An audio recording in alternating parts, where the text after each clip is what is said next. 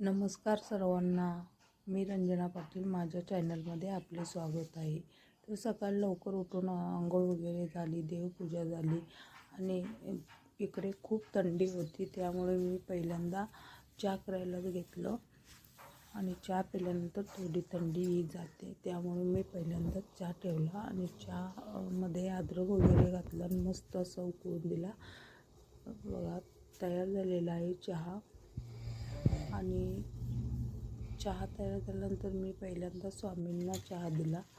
पहिला मी स्वामींना देते.